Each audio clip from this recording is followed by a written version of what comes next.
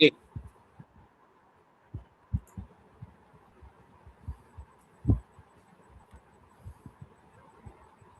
তো আপনারা এই মুহূর্তে দেখতে পারেন যে সাম্প্রতিক ঘটনায় সাম্প্রতিক ঘটনায় মে দিবস থেকে শ্রমিকদের বঞ্চনা, শ্রমিকদের নাগরিক অধিকার প্রতিষ্ঠিত করায় শ্রমিকদের সাম্প্রতিক নাগরিক এবং শ্রম অধিকার ক্ষেত্রের যে অন্তরায়গুলো আছে সেই অন্তরায়গুলো কথা নিয়ে কথা বলবার জন্য আমাদের সাথে আজকের প্রোগ্রাম যুক্ত হয়েছেন বিশিষ্ট শিক্ষার্থী সমাজ বিশ্লেষক অধ্যাপক ডক্টর আইনুল রহমান এবং সাথে যুক্ত হয়েছেন ছাত্র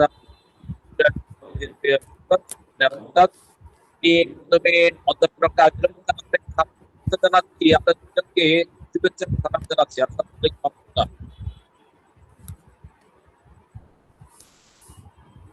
অধ্যাপক ডক্টর আইনুল রহমান শুনতে পাচ্ছেন? হ্যাঁ, শুনতে পাচ্ছি। সাসিবা, আমাকে শুনতে পাচ্ছেন? হ্যাঁ, পাচ্ছি। আমি আজকে সাম্প্রতিক আলোচ্য বিষয় জাতীয় পর্যায়ে শ্রমিকের মূল্য যাতে আজও অবধি কেন শ্রমিকরা শ্রমের অধিকার থেকে বঞ্চিত হচ্ছেন। বাংলাদেশে 13টি শ্রম আদালত, 27,000 মামলার জট আছে। আর দিনে মামলা নিষ্পত্তি কথা থাকলেও 6 মাস গেলে তারা মামলা নিষ্পত্তি পান না। এক্ষেত্রে আমাদের সমাজে শ্রমিকদের অধিকার প্রতিষ্ঠার ক্ষেত্রে বা অধিকার শ্রম অধিকার বা মূল্য পাওয়ার ক্ষেত্রে সামাজিক এবং রাষ্ট্রীয় ক্ষেত্রে জায়গাতে কোন জায়গাতে প্রতিবন্ধকতা আছে আপনার পর্যবেক্ষণে স্যার? শ্রমরা কেন আজও বা শ্রমের অধিকার থেকে বঞ্চিত, সামাজিক সুরক্ষা থেকে বঞ্চিত আছেন? এর কারণ সামাজিক এবং রাজনৈতিক কি কি কারণ থাকে? ধন্যবাদ সাচি ভাই, ধন্যবাদ আজকের প্রোগ্রাম উপস্থিত প্রেজেন্টার যারা আছেন সবাই। আমাদের শ্রমিক আজকে যেহেতু পয়লা মে দিবস, মে দিবসের একটা ইতিহাস আছে আমরা জানি। তো সেই ইতিহাসকে সামনে রেখেই আসলে শ্রমিকদের একটা করুণ ইতিহাস থেকেই মে দিবসটা আছে। আমরা জানি যে আমেরিকার শিকাগোর হে মার্কেটে একটা আন্দোলন থেকে আগাস্ট স্পাইস এবং পার্সনসকে আসলে হত্যা করা হয়েছিল। সেখান থেকে আসলে এটার স্টার্ট হয়েছে। তো আমাদের আসলে এছাড়াও ব্রিটিশ ভারতে ফ্যাক্টরি অ্যাক্ট নামের একটা অ্যাক্ট ছিল। এটা হলো 18th সেঞ্চুরিতে। তো সেই সময়ে কিন্তু 8 ঘন্টা কাজের দাবি এবং এখানে চাইল্ড লেবারকে ডিফাইন করা হয়েছিল। সাথে সাথে 1 ঘন্টা ইন্টারভেল এবং স্টার্ট করা হয়েছিল। তখন থেকে সেটা এখনো কন্টিনিউ আছে। তো আমরা আসলে শ্রমিক অধিকার যে বিষয়টা হয়েছে, অনেকগুলো মামলা জট রয়ে গিয়েছে। এখানে আমাদের যে বিষয়টা আসলে বেসিক সেটা হলো যে আমরা আইন সম্পর্কে খুব বেশি অবগত না। আমাদের একটা লেবার ল আছে, লেবার কোর্টও আছে। তো সেই কোর্টে আমরা কিন্তু অ্যাপিল করতে পারি যে কোনো বিষয়ে, এবং লেবার যে লটা আছে ল সম্পর্কেও আমাদের আসলে ধারণা নেই বলা যায়। কারণ আমাদের যারা লেবার আছে, লেবারকে আমরা অনেকভাবে ডিফাইন করতে পারি, কারণ কর্মজীবী আসলে সবাই লেবার। এখন এখানে সেই আমরা যদি স্পেসিফিক একটা শ্রেণীকে এখানে ডিফাইন করি, শুধুমাত্র কম বেতন বা কম মজুরি প্রাপ্ত মানুষদেরকে, সেটাও আসলে ঠিক হবে না। কারণ লেবারটাকে আসলে একেবারে যারা নিজের শ্রম বিনিময়ে কিছু আর্ন করে সেটাকেই লেবার বোঝায়। তো সেই ক্ষেত্রে সবগুলো পেশাজীবী যারা আছে সবাই কিন্তু লেবারের অন্তর্ভুক্ত আর কি। তো এই ক্ষেত্রে দেখা যাচ্ছে যে আপনি যেটা আইনের কথা বলেছেন, আইনের বিষয়টার ক্ষেত্রে প্রথমত আমাদের সোশিও ইকোনমিক যে স্ট্রাকচার সেটা একটু এখানে বলা দরকার। সেটা হলো আমরা যদিও কাগজে কলমে বলি যে আমাদের প্রায় 80% মানুষ শিক্ষিত, কিন্তু আসলে শিক্ষা বলতে যে জিনিসটা বোঝায় সেই জিনিসটা কিন্তু আসলে আমাদের পার্সেন্টেজটা খুবই কম। আমি বলবো বিলো 20%। কারণ তারা সচেতন শিক্ষিত, অর্থাৎ তারা তাদের রাইটস গুলো সম্পর্কে জানে, কোথা থেকে সেগুলা স্টার্ট করতে হয় সেগুলো তারা জানে, কিন্তু ম্যাক্সিমাম কিন্তু আসলে জানে না। না জানার অনেকগুলো কারণ আছে। কারণ আমাদের যে পলিটিক্যাল কালচার, আমাদের সোশ্যাল স্ট্রাকচার, এটা এতটাই রুডিমেন্টারি লেভেলের যে এই জায়গাটাতে আসলে শুধু আমাদের কম মজুরির মানুষগুলা না, অনেক উচ্চ মজুরি মানুষটাও কিন্তু এখানে অনেক সময় ডিপ্রাইভড হচ্ছে। আজকে যেমন আমরা পত্রিকায় একটা বিষয় এসেছে, আপনি দেখেছেন কিনা, যে ওয়েলস ফ্লাওয়ার স্কুলের একজন শিক্ষক এবং সেই শিক্ষকের সঙ্গে বিচারপতির ছেলে নিয়ে একটা বিষয়, এটা দেখেছেন আর কি। তো এটা নিয়ে কিন্তু কাদা চালাচালি পত্রিকাগুলোতেও চলতেছে। আসলে অ্যাকচুয়াল দোষীকে সেটা ডিফাইন করা কঠিন। আমরা জানি স্কুলগুলোতেও কিন্তু প্রবলেম আছে এবং টিচাররা কিন্তু একটা কোচিং নামে আর কি এখানে গার্ডিয়ানদের বা বাচ্চাদের হ্যারেস করতেছে। এটা খুবই আহ, আহ, বলা যায় পরিচিত একটা বিষয়। সব স্কুল কলেজেও এই সিস্টেমটা আছে এবং প্রাইভেট না পড়লে স্টুডেন্টরা ভালো মার্কস পায় না, এটা কিন্তু সত্য। অর্থাৎ এখানে কে দায়ী কে আহ, দোষী কে দোষী না, সেটার চাইতে বড় বিষয় হলো সিস্টেমটা। তো এই সিস্টেমটা আমরা আমাদের 56 বছরের রাজনৈতিক ইতিহাসে আমরা একটা মসৃণ সিস্টেম ডেভেলপ করতে পারিনি বাংলাদেশে। এটা আমাদের অত্যন্ত দুর্ভাগ্য। এবং আমরা দেখেছি যে একটা একটা রিজিউম চেঞ্জ হয়, কিন্তু আসলে আলটিমেটলি সাধারণ যারা জনগণ তাদের খুব একটা কিন্তু পরিবর্তন হয় না। তো আজকে যেহেতু আমাদের ফোকাসিং এরিয়াটা লেবার এবং এই বিষয়টা নিয়ে যে মামলাগুলো আছে, এই মামলাগুলোর জন্য আসলে আমাদের অনেকগুলা কিন্তু আইনি সহায়তা গ্রুপ আছে, বেলা আছে বা আদার্স। আমরা কিন্তু যে বিশেষ করে আমরা তাদের সহায়তা নিতে পারি এবং তারা কিন্তু স্বেচ্ছায় সহযোগিতা করে থাকে। কিন্তু ব্যাপার হলো এই ইনফরমেশনগুলো আমরা কতটা জানি সেটা একটা ব্যাপার। কারণ যারা লোয়ার ক্লাসের আছে, লোয়ার ক্লাস বলতে আসলে এখানে আহ, যাদের শিক্ষার হার কম, আমি বুঝাচ্ছি কম মজুরি বা সামাজিক যদি আমরা স্তর মানে স্ট্রাটিফিকেশন বলি, সেই যারা কম মজুরিতে বা আর্থসামাজিক দিক থেকে মানে নিম্ন পর্যায়ে অবস্থান করে তাদের ক্ষেত্রেই। তো এই ক্ষেত্রে যে হয় তারা আসলে নিজেরাও আইডেন্টিফাই করতে পারে না, তারা জানে না কোথায় সাহায্য আছে। আর আমাদের বিশেষ করে যে ইনস্টিটিউটগুলো আছে, যেগুলো আমরা এই বিভাগগুলোর প্রত্যেকটা ক্যাটাগরিতে মাকড়সার জাল মতো একটা সিস্টেম তৈরি করা আছে। অর্থাৎ কোন একজন ব্যক্তি যেখানে যাবে, যার কারণে জনগণ কিন্তু কখনোই আমাদের গভর্নমেন্ট যে সার্ভিস সেক্টর গুলো আছে সেখানে যেতে চায় না, কারণ জানে এটা একটা হ্যারাসমেন্টের হাব। এখানে গেলেই আমরা আমাদের সেবা পাওয়ার চাইতে আমরা হ্যারাসমেন্ট হতে পারি। থানায় একটা মানুষ যায় কিন্তু খুব বাধ্য হয়ে। আমাদের দেশে এরকম সিস্টেম গড়ে ওঠেনি যে যে কোনো একটা প্রবলেম ফেস করে মানুষ থানায় যাবে, কারণ জানে আমি থানায় যাব, থানায় যাওয়ার পুলিশ তাকে হ্যারেস করতে পারে, উল্টোভাবে ঝামেলা করতে পারে। এই চিন্তা করে কিন্তু থানায় যায় না। কিন্তু আপনি ওয়েস্টার্ন ওয়ার্ল্ডে দেখেন ছোটখাটো বিষয়ে কিন্তু তারা পুলিশের সাহায্য নিচ্ছে এবং তারা সাহায্য করতেছে। অর্থাৎ পুলিশ যেখানে সাহায্যের ভূমিকা আছে, বাংলাদেশে সেখানে কিন্তু সেখানে একটা শোষকের ভূমিকা। অর্থাৎ তারা কিভাবে শোষণ করবে সেই বিষয়টার কিন্তু লেগে আছে। হয়তো সব ক্ষেত্রে না, কিছু মানবিক পুলিশ আছে আমরা দেখেছি, কিন্তু মেজর ক্ষেত্রে কিন্তু এইটা আমরা অবজার্ভ করতেছি আর কি বাংলাদেশে। তো আমি অ্যাডমিনিস্ট্রেশনেও যান। এই অধ্যাপক স্যার, এটার কারণ কি শ্রেণী বিভাজনের তীব্রতা মারাত্মক? শ্রেণী বিভাজিত সমাজ, শ্রেণী বিভাজিত এবং অ্যাডমিনিস্ট্রেশন এবং সমাজ একটা ডিফারেন্ট হয়ে গেছে। 103% কালচারটা এখানে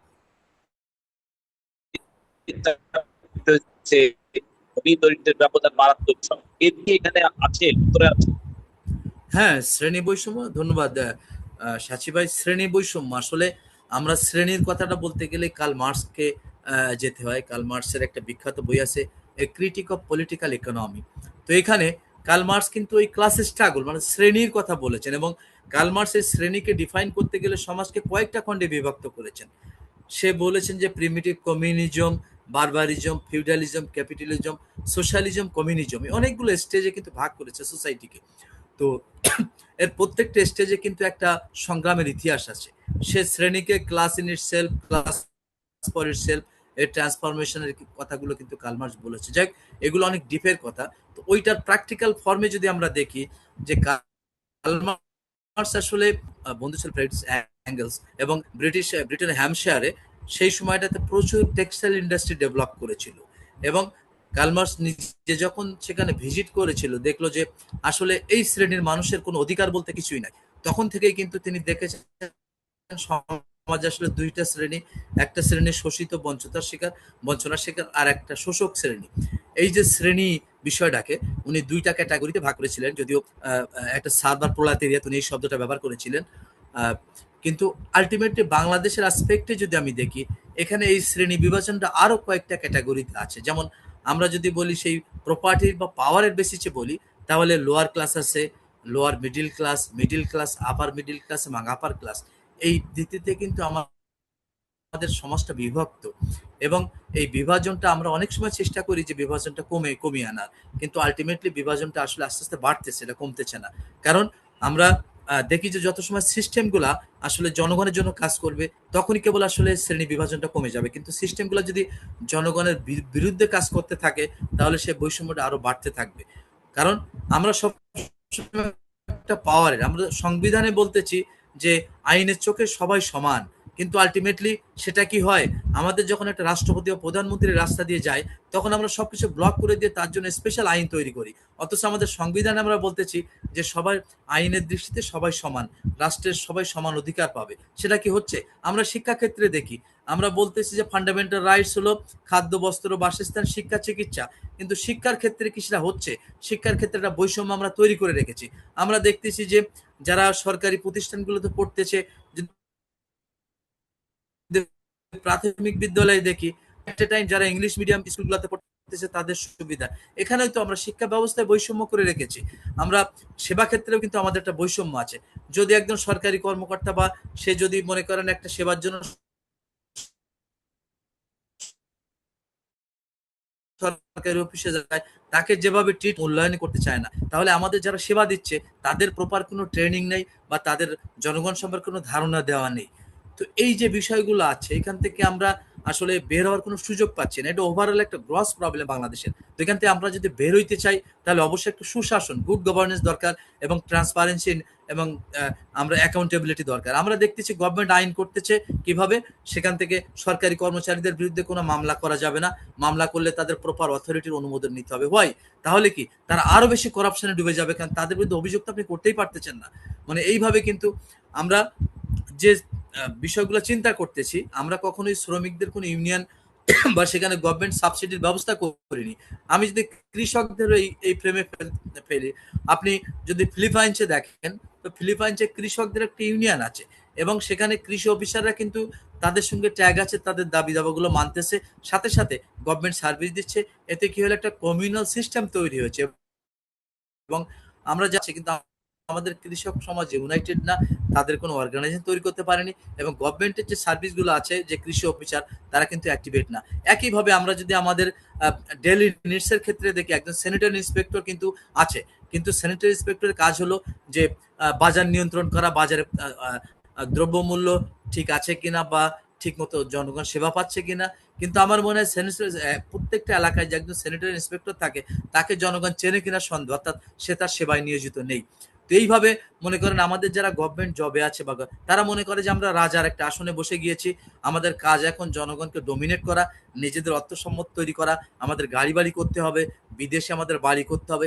এই ধরনের টেন্ডেন্সি কিন্তু রয়ে গিয়েছে, যার কারণে এই সমাজে পরিবর্তন হচ্ছে না। এবং আপনি দেখেন যে যারা রাজনীতিতে, এরা সব ব্যবসায়ী শ্রেণী, এবং ব্যবসায়ী শ্রেণী যখন রাজনীতিতে মন্ত্রী হচ্ছে, এখানে সাধারণ বা জনগণের বন্ধু হিসেবে তো কেউ আসতেছে না, তাহলে পরিবর্তনটা আপনি কাকে দিয়ে করবেন?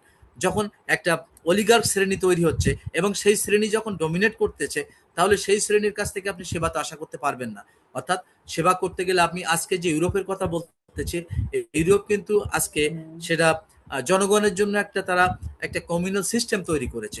এটা তৈরি করার পিছনে কারণ হলো যে ইউরোপে অনেকগুলো রেভুলেশন, আমরা জানি ফ্রেঞ্চ রেভুলেশন, ইন্ডাস্ট্রিয়াল রেভুলেশন হয়েছিল, যার মাধ্যমে রেনেসাস হয়েছিল। এর মাধ্যমে তাদের পরিবর্তন, একটা কমিউনাল সিস্টেম তারা তৈরি করেছে, এবং জনগণের জন্য ওয়েলফেয়ার স্টেট তৈরি করতে পেরেছে। কিন্তু আমাদের এখানে অনেকগুলো রেভুলেশন হইলেও ঘুরে ফিরে সে অলিগাররা আবার ক্ষমতায় এসেছে, যার কারণে অ্যাকচুয়াল যে সিনারিওটা পরিবর্তন হয়নি, যেটা 56 বছরে কিন্তু আমরা পরিবর্তনটা দেখিনি। তো আমাদের কিন্তু আলটিমেটলি ওই সেই শ্রেণীটাই কিন্তু ক্ষমতায় আসতেছে, এবং তারা তাদের জন্য কাজ করতেছে। আলটিমেটলি জনগণকে শুধু একটা করে মূলা ঝোলানোর মতো রেখে দিচ্ছে, আর আলটিমেটলি পরিবর্তন হচ্ছে না। এটাই কিন্তু আমাদের অবজারভেশন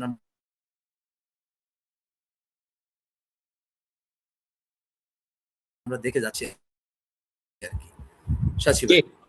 বৈষম্য, এখানে ঘরে বৈষম্য, কর্মক্ষেত্রে বৈষম্য, নারীর প্রতি পুরুষের দৃষ্টিভঙ্গি, পুরুষতান্ত্রিক লোক সমাজে সে জায়গায় রয়ে গেছে। আমি তাদের ক্ষমতা আপনার কাছে বলবো, আপনি সমাজসেবী কাজে আছেন, এই পুরুষের দৃষ্টিভঙ্গি নারীর প্রতি, পাশাপাশি নারী ঘরের থেকে গ্রামীণ আদালত, 10,000 আদালতে নারীর প্রতি একটা দৃষ্টিভঙ্গি, সে নারী, নারীর প্রতি অবাঞ্ছিত ব্যবহার, তারপরে অমানবিক আচরণ, এই নারী পুরুষের বৈষম্যটা তো তীব্রতা নারী যেখানে যে অপরাধী পায়, সেখানে যে অপরাধী পায়, সেটা চাকরি, এখানে বৈষম্যটা মানে সেটা খুব আপনি দেখতে পাবেন। নারী পুরুষের বৈষম্য, নারীর প্রতি অন্যায় অবিচার,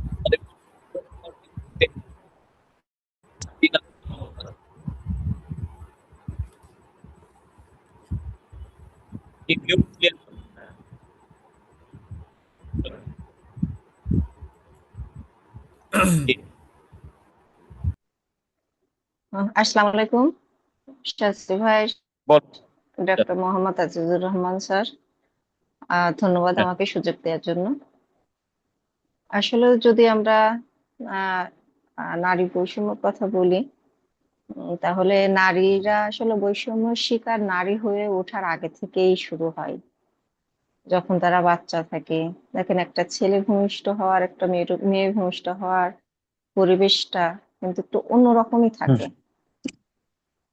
ঠিক ভূমিষ্ঠ হওয়া মাত্র এই বৈষম্যটা সৃষ্টি হয়।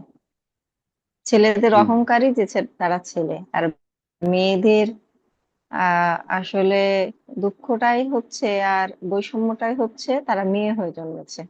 অতএব এখানে আমরা যেটা দেখতে পারি আমাদের সমাজ ব্যবস্থায়, মেয়েরা নারী হয়ে ওঠার আগেই তাদের বৈষম্যের শিকার হতে হয়। আর আমরা মেয়েরা, নারীরা যারা কর্মক্ষেত্রে থাকে, শুধু আজকে 1লা মে আপনি নারীদের কর্মসংস্থানের বিষয়গুলো এবং তাদের বৈষম্যগুলো আমি স্যার যেটা বললেন আজিজুর রহমান স্যার, আমি যদি একটু নিচে থেকে আসি, যারা অল্প আয় সম্পন্ন নারী আছেন তাদের ওখানে যদি থাকে, দেখেন লেবার শ্রেণীর কিছু নারী আছে, আমরা কিন্তু দেখতে পাই যে কেউ দোকানে কাজ করে, কেউ রাস্তায় কাজ করে, কেউ মাটি কাটে, কেউ শ্রমিক, কেউ আপনার কি বলে গার্মেন্টস শ্রমিক আছে। এখন তো অনেক সুপার শপ গুলোতে নারীরা আপনার কাজ করতেছে। সেক্ষেত্রে আমি দেখি নারীদের কাজের যোগ্যতা লাগে পুরুষদের থেকে বেশি। তাদের কাজের যোগ্যতা প্রমাণ করার পরেও তাদের এক্সট্রা কাজ করতে হয়, এবং অনেক অনেক জায়গায় আমি এটা শুনছি। অবশ্য আমি নারীদের নিয়ে কাজ করি, আমার একটি আলোকিত নারী বলে একটি সংস্থা আছে, তো সেখানে অনেকের কথা শুনি। আহ সেক্ষেত্রে আমি একজনের গল্প গল্প বলি। এটা শুধু তার গল্প না, এটা হাজার নারীর গল্প। সেটা হচ্ছে সে তার সে একটা জায়গায় কাজ করে, তো সেখানে সে সব কাজ প্রপারলি সুন্দরভাবে করে এবং অন্য পুরুষরা যেভাবে কাজ করে বরঞ্চ তার থেকে সুন্দরভাবেই সে কাজ করে। অথচ তারপরেও তাকে কাজে টিকে থাকতে হলে ঊর্ধ্বতন কর্মকর্তাদের সুদৃষ্টি করতে হবে, তার উপরে মানে সুদৃষ্টি বজায় রাখতে হবে। এবং কাজের কাজ ছাড়াও তাদেরকে অন্য ফ্যাসিলিটি দিতে হবে। এই যে একটা নোংরামো নারীদের নিয়ে কর্মক্ষেত্রে, এটা আমাকে ভীষণ ভাবে আহত করে এবং ভীষণ ভাবে ভাবায়। আমরা যদি দেখি, যদি এটা সত্যি পরিসংখ্যানে আসে, আপনি দেখবেন প্রায় 80%, 10 থেকে 10-এ যদি বলি তাহলে 8% মহিলাদেরই এই গল্প আছে, যে তাদের প্রমোশন হোক কিংবা চাকরিতে টিকে, প্রমোশন তো দূরের কথা, চাকরিতে টিকে থাকতে হলে, কোনো কাজে টিকে থাকতে হলে তাদের ঊর্ধ্বতন যারা আছে তাদেরকে এক্সট্রা ফ্যাসিলিটি দিতে হয়। সেই এক্সট্রা ফ্যাসিলিটি কি আপনারাও জানেন, আমরাও জানি। এই যে একটা মেয়েদের থেকে যে আলাদা একটা কিছু পাওয়ার যে একটা আকাঙ্ক্ষা আপনার ইয়েদের ঊর্ধ্বতন যে যদি পুরুষ কর্মকর্তা থাকেন তাদের, এটা বন্ধ করা খুবই জরুরি। আর এটা হচ্ছেই না, এটা দিন দিন বাড়তেছে, কমতেছে না। যোগ্যতায় সে ঠিক আছে, আপনার কাজও ঠিক মতো করতে, বড় একটা বৈষম্য।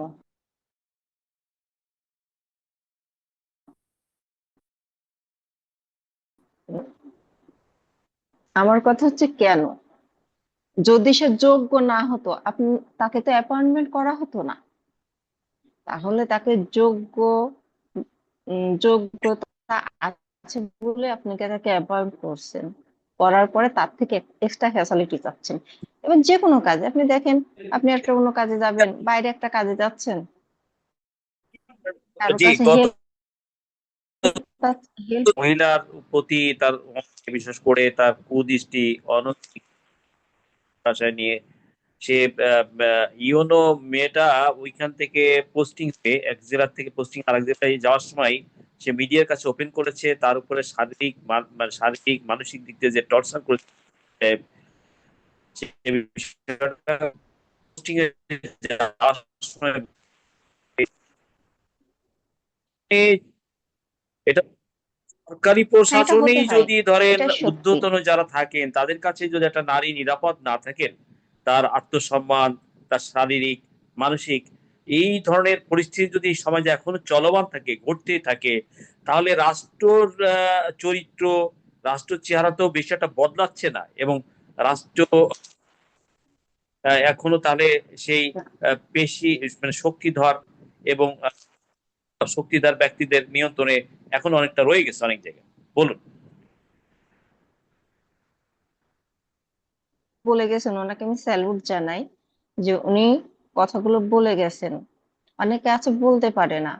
আপনি উনি ঊর্ধ্বতন একটা কর্মকর্তা বিধায় আমরা ওনার কথা বিশ্বাস করতেছি। অনেক সময় কি হয়, আসলে সে ইফটিজিং হোক বা আদার্স যে স্পর্শকাতর সমস্যাগুলো সে জর্জরিত, অথচ সে যদি লোয়ার ক্লাসের হয় তাহলে তাকে উল্টা ব্লেম করা হয়। ঊর্ধ্বতন কর্মকর্তার উপরে যদি নিম্নতন কোনো কোনো নিম্ন শ্রেণীর কোনো মহিলা আঙুল তোলে তাহলে তার আঙুলটা ভেঙে দেওয়া হয়, বরঞ্চ তাকে উল্টো ব্লেম করে তাকে চরিত্রহীনা প্রমাণ করা হয়। আসলে আহ, কবে বদলাবে আমাদের সমাজ? কবে নারীরা তাদের ন্যায্য অধিকারটুকু পাবে?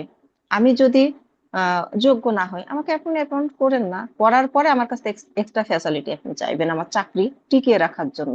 তা না হলে বিভিন্ন ভাবে আমাকে আপনি হচ্ছে টর্চার করবেন, বিভিন্ন ভাবে আমাকে একে একে তাকে দেখাবেন।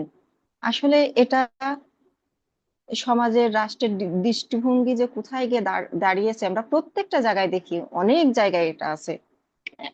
আরেকটা জায়গায় আপনি আমি দেখলাম যে হচ্ছে আপনার আহ, কোনো একটা অফিসে যে আপনার মেয়ে নিম্ন কর্মকর্তা একটা নারীর সাথে ঊর্ধ্বতন একটা কর্মকর্তার ভালো সম্পর্ক, সেটা সোশ্যাল মিডিয়ায় আসছে। এগুলো কেন করতে হবে?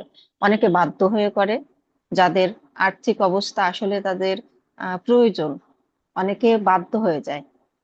সেক্ষেত্রে এই বাধ্যগুলো করে কারা? অবশ্যই ছেলেরা করে। তো মেয়েরা কবে স্বাধীনভাবে কাজ করতে পারবে?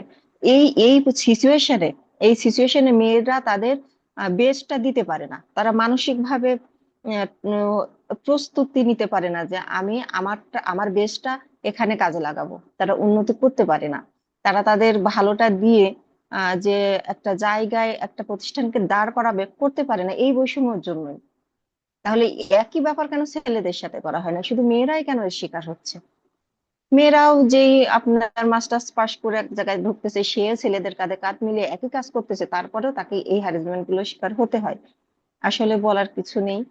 আহ আহ, যেখানে এই যে স্যার একটা কথা বলে গেছেন যে এখানে শিক্ষার হার, শিক্ষা আর সুশিক্ষা, হ্যাঁ আমি ওইটাই বলতেছি, শিক্ষা আর সুশিক্ষা। বিশ্ববিদ্যালয় 170টা এখন, কিন্তু সেই ক্ষেত্রে রাষ্ট্রকে নতুন শিক্ষা পাঠ্যক্রমে ধর্মীয় এবং নৈতিক শিক্ষাটাকেও একটু গুরুত্ব দেওয়া উচিত। মানে এই মানে বিশেষ করে মানুষের নৈতিকতা বোধ সম্পন্ন সে একটা শিক্ষায় জাতিকে শিক্ষায় শিক্ষিত করবার জন্য ধর্মীয় শিক্ষার বিষয়টাকে প্রাইমারি থেকে উচ্চতর পর্যায়ে এই জায়গাটাকে ফোকাস দেওয়া উচিত। অবশ্যই উচিত। আপনি আপনি যে ধর্মেরই হোক, সেই ধর্মের নিয়ম কানুন আপনি যদি না জানেন, আপনি তো অ্যাজুয়ালি আপনি কি করবেন আপনি নিজেই জানেন না। আপনাকে ভালো এবং মন্দ, পাপ এবং পুণ্য, এটা যদি আপনি জানেন, তাহলে অবশ্যই আপনি পাপ পুণ্যের একটা বিষয় মাথায় থাকেই, যে এটা আসলে ঠিক না বা এটা বেঠিক। নৈতিকতা এবং ধার্মিক যে দিকটা আমাদের দিন দিন উঠেই যাচ্ছে। দেখেন, পাঠ্যপুস্তকে কিন্তু আসলে ধর্মীয় সেই বিষয়গুলো নেই। আমরা বাংলাতেও কিন্তু নবী করিম সাল্লাল্লাহু আলাইহি সাল্লাম বলেন, অন্যান্য খলিফা বলেন, ইনাদের উম ইয়ে আপনার জীবন ব্যবস্থার কথা আমরা পড়ে পড়ে বড় হয়েছি। এখন কিন্তু নেই, এগুলা আস্তে আস্তে বিলীন হয়ে যাচ্ছে। আর তারা জানতে পারতেছে না আসলে কোনটা ঠিক কোনটা বেঠিক। পাঠ্যপুস্তক থেকে এগুলো তুলে নেওয়া হচ্ছে। মানে এই যে নৈতিকতা আসবে কোথা থেকে আপনার? আমি যদি বড়দের না দেখি, তাদের জীবন সম্পর্কে না জানি, তাদের জীবন ব্যবস্থা সম্পর্কে না জানি, তাহলে কিভাবে আসে? এটা কখনো তাহলে আসবে না। সুশিক্ষা আর যে শুধু শিক্ষা দুটো তেরো আলাদা জিনিস। এবং সুশিক্ষা, আমাদের 13টা আদালত আছে, শ্রমজীবী আদালত, শ্রম আদালত। 27,000 মামলার জট পড়ে আছে। একটি মামলা 60 দিনে নিষ্পত্তি করা থাকলেও 6 মাস 1 বছর চলে যায়। এক্ষেত্রে আবার গত 6 মাসে 13,000 নতুন মামলা যুক্ত হয়েছে। এক্ষেত্রে নতুন সরকারকে এখানে সেই মামলায় নারী আর পুরুষের সংখ্যা সমান দেখা যায়। যে যদি 40,000 মামলা জমে, প্রায় 20,000-এর কাছাকাছি নারীদের বিষয়ে মামলা সেখানে জমে পেন্ডিং থাকে। এক্ষেত্রে সরকারের প্রত্যেকটা ডিপার্টমেন্টের নিয়োগের ক্ষেত্রে পুরুষের পাশাপাশি নারীদের মানে মেধাবী শিক্ষিত নারীদের, মেধাবী যোগ্যতা সম্পন্ন নারীদের সুযোগ দেওয়া এবং নারীদের সর্বপর্যায়ে তাদের অংশীদারিত্বের জায়গা থেকে সমাজ এবং রাষ্ট্রকে সেবা দেওয়ার এবং সমাজ এবং রাষ্ট্র পরিবর্তনের জন্য ভূমিকা রাখবে। এই জায়গাতে নতুন সরকার কি নারীদের ব্যাপারে বিবেচনা করতে পারে? সর্বত্র নিয়োগ, নারীদের কল্যাণকার কাজে নারীদের অংশগ্রহণ। হ্যাঁ, এটা তো অবশ্যই রাষ্ট্রের উচিত যে আহ সর- সব সব ক্ষেত্রেই নারীদের অংশীদারিত্ব রাখা। আপনি যেটা বলতেছেন যে আদালতে যদি 40টা কেস থাকে, 20টা নারীদের থাকে, আসলে মহিলারা যে বিষয়টাই যেখানে যাক না কেন, তাদেরকে সব জায়গায় বৈষম্যের শিকার হতে হয়। আপনি যে কোনো হলো কেসের ব্যাপারে দেখেন, যদি একটি মেয়ে গিয়ে একটা অভিযোগ করে, সে অভিযোগটা আমলেই আনা হয় না। তার জন্য অভিযোগ করতে হবে পুলিশের কাছে গিয়ে, ওই পুলিশের কাছে অভিযোগ করার জন্য আবার একজনকে ভাড়া করে আনতে হয়, যে খুব নাম ডাক যারা আছে, রাজনৈতিক ক্ষমতা যারা আছে, তাকে নিয়ে এসে তারপরে কেসটাকে ভারী করতে হয়। এই বৈষম্যটা কবে যাবে? এবং কেন মেয়েদেরকে আসলে মানুষ হিসেবে গণ্য করা হয় না? পুরুষরা যদি যায়, তৎক্ষণাৎ তার একটা পদক্ষেপ তো নেওয়া হয়, কিন্তু আসলে মানে আমি বলছি, পৃথিবী বলছে কবির ভাষায়, বিশ্বে যা কিছু সৃষ্টি এবং কর অর্ধেক তার করিয়াছে নারী অর্ধেক নর। আপনার নারী পুরুষের সম্পর্ক, এই আপনার রিলেশনশিপ, ফ্যামিলি লাইফ, সামাজিক জীবন, স্টেট স্টেট লাইফ, সৃষ্টিকর্তা নারী পুরুষকে পার্টনারশিপের মধ্যে দিয়েই তো এই কনজুগাল লাইফ থেকে family life, social life, state life. নারী আর পুরুষের সম্মিলিত আপনার রিলেশনশিপ ছাড়া, বন্ডিং ছাড়া তো সৃষ্টিকর্তাই পৃথিবীকে শুধু তো পুরুষকে দিয়ে সৃষ্টি করেন নাই। নারী আর পুরুষ দুইজনের সম্মিলিত, দুইজনের আপনার রিলেশনশিপের মধ্যে যদি পুরুষ নারীকে উভয়ের মধ্যে রাখেন, আমাদের পার্লামেন্টে 300টা সিটের মধ্যে সরাসরি আমরা দেখতে পেলাম আপনার 10 থেকে 12 জন নারীকে নির্বাচন মানে ইয়ে করা হয়েছে, নির্বাচনের সুযোগ দেওয়া হয়েছে।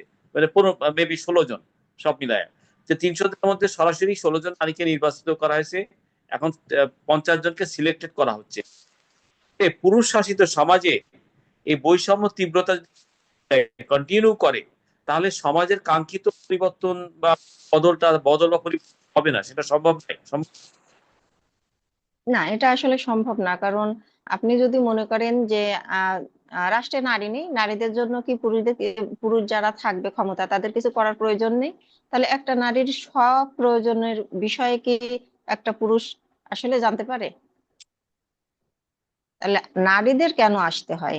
নারীর ক্ষমতায়ন করা হয়েছে নারীদের মঙ্গলের জন্য।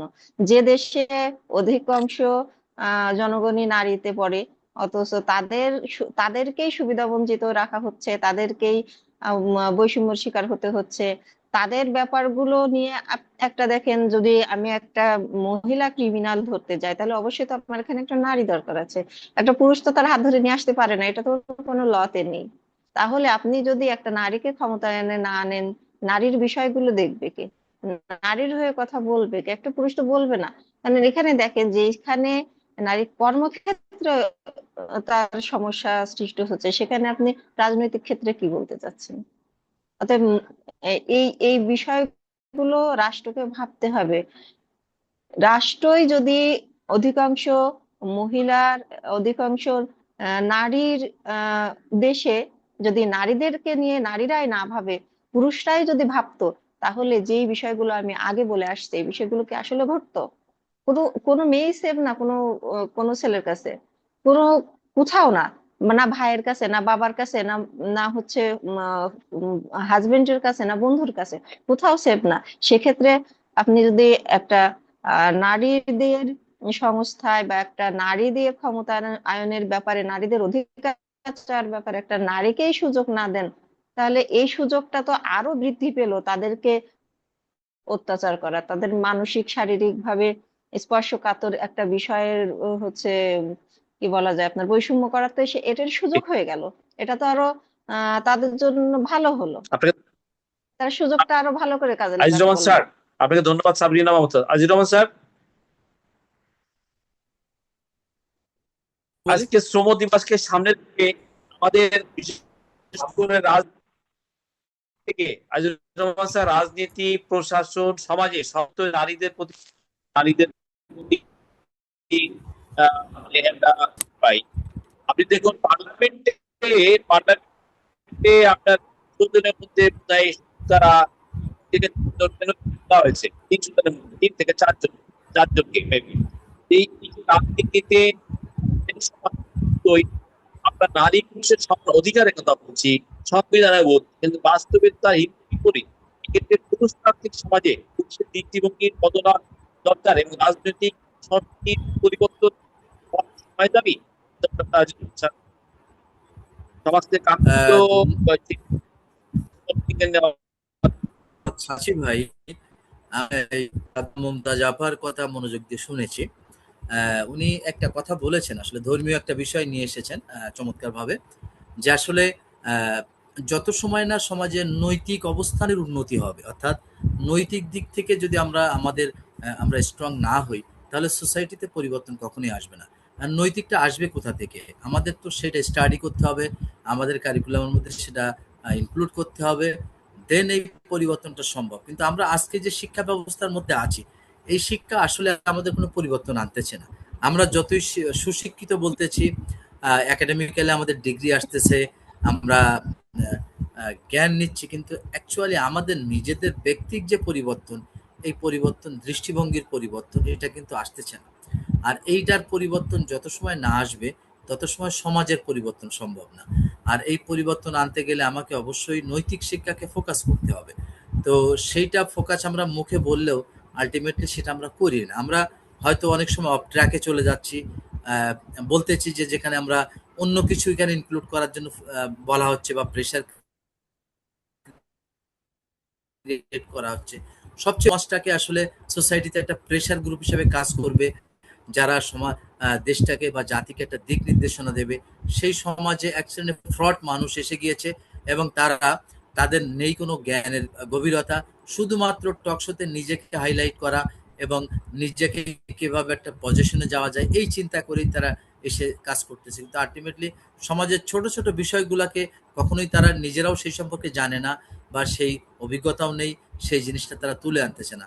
আমাদের সবচেয়ে বড় কথা যেটা, আমি যদি একটা স্ট্যাটিস্টিক্স আপনাকে দিই, যে আমাদের বাংলাদেশের ম্যাক্সিমাম মানুষ, বলা যায় 80% মানুষ তাদের নিজেদের সিকিউরিটি নিজেরাই নিয়ন্ত্রণ করে, অর্থাৎ স্টেট তাদের কোনো সিকিউরিটি নিয়ন্ত্রণ করতে পারে না, সিকিউরিটি দিতে পারে না। এটা সবচেয়ে অ্যালার্মিং একটা কিন্তু মেসেজ বা একটা স্ট্যাটিস্টিক্স আমি যেটা দিচ্ছি। কারণ আমি নিজেও যদি রাস্তায় যাই, তো আমি যদি এখন একটা পুলিশের কাছে সাহায্য চাই, আসলে আলটিমেটলি সে আমাকে সাহায্য করবে না, সে হয়তো দুই একটা কথা বলবে, কিন্তু তার কাছ থেকে যে ধরনের হেল্প পাওয়া দরকার সেটা পাওয়া যাচ্ছে না। আর এছাড়াও আমরা যদি আরো ডিভিশন নারী পুরুষের ক্ষেত্রে বলেছি, আসলে সাবরিনা আপা ঠিকই বলেছেন, আসলে মেয়েরা যে সে নারী হওয়ার আগে থেকেই তারা ভালনারেবল থাকে, জন্ম শুরু থেকেই একেবারে শেষ পর্যন্ত তাদের। আমি বলি যে আহ, আজকে আমার মেয়েটা কোচিং সেন্টারে যায়, আমি খুব যখন যাই তখন আসলে খুব চিন্তিত থাকি যে কোনো ঝামেলা হয় কিনা, বা মানে ওই সিকিউরিটি আমি আমি নিজেও মানে শঙ্কার মধ্যে থাকি যে আসলে কোনো ঝামেলা হয় কিনা। আমরা দেখতেছি অহরহ অনেকগুলো ঘটনা আমরা পত্রিকায় দেখেছি যে একজন গর্ভবতী মহিলা